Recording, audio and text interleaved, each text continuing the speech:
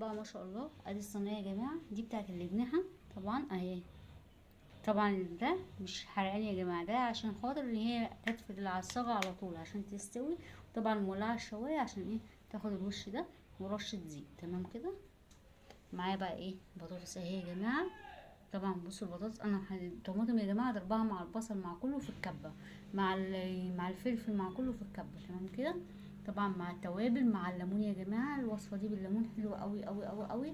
انت اضربي كده 3 ليمونات في الخلاط وتصفيها، حلوه جدا جدا جدا. وتصفي الليمون وبعد كده تستخدمي. طبعا هبقى انزل لكم الفيديو. تمام. ادي الرز بشعريه يا جماعه. طبعا دي اضاءه يا جماعه. تمام عشان ايه تكونوا ايه واخدين بالكم. دي اضاءه اهو.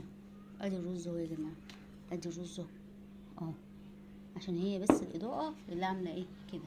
طبعا الملوخيه دي بقى يا جماعه، طبعا البتنجان والفلفل ده اللي انا كنت عاملاه